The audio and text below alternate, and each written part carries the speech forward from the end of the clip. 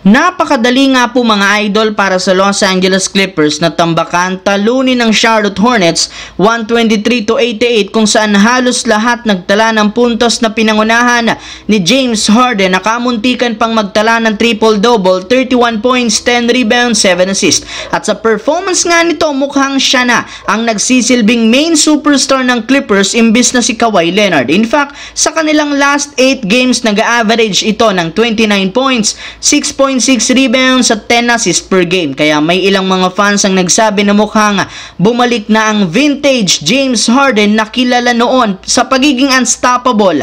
At kung sakali mang maipagpatuloy nito ang kanyang dating laruan, hindi malabo na magsunod-sunod muli ang kanilang pagkapanalo sa standings habang papatapos ang regular season, which is magandang sinyales lalo pat kakailanganin niya ang ganoong klaseng performance pagdating sa play-in tournament at sa playoffs. Samantala, sa pagbabalik ng ilan sa mga key player ng Los Angeles Lakers, bumalik na rin naman sa wakas ang pinagmamaliki nilang depensa sa pag-alaw lamang nila sa Phoenix Suns ng 96 points sa kabuuan ng laro. Syempre malaki ang inambag dito ng starting center na si Jackson Hayes na nagkaroon ng malaking impact sa pagbabalik. Bukod sa kanya, may iba pang players ang Lakers na nagpakitang gilas kagaya ni Jordan Goodwin na siyang naging bagong small forward laban sa Phoenix Suns. At bagamat nakapagtala lamang ng 2 points, 3 rebounds, 1 assist, 1 out of 5 shooting, lubos pa rin ang puri sa kanya ni Coach JJ Redick lalo sa depensa.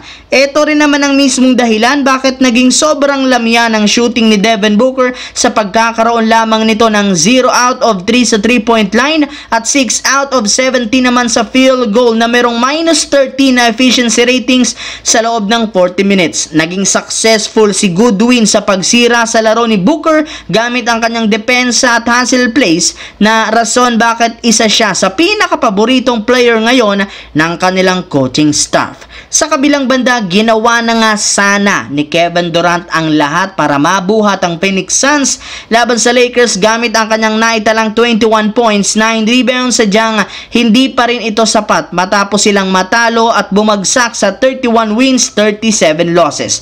Dahil sa pangyayari, hindi na nga po napigilan pa ni Kevin Durant ang kanyang emosyon na makipagsagutan kay Coach Mike Budenholzer dahil hindi nito nagagawa ng para ng malamyang performance nila sa depensa. Inamin nga ni Durant na parating ang hindi alam ng mga players kung paano nila babantayan at pipigilan ng Lakers lalo si Luka. At isa yan sa mga pahiwatig na sirang-sira ang chemistry ngayon ng Phoenix Suns. Halos lahat nag-aasahan pagdating sa depensa, rebounding, kaya parating nga nilang naiiwan ng libre si Luka Doncic. Sa madaling salita, mismo ang Lakers nang nagpakita sa Phoenix Suns kung ano ang tunay na problema ng team, bakit sila hindi makakuha ng panalo dahil sa kawalan ng chemistry. Kahit man anong gawin ni Coach Mike Budenholzer, wala silang nagagawa upang mailigtas ang team para makapasok sa NBA playoffs.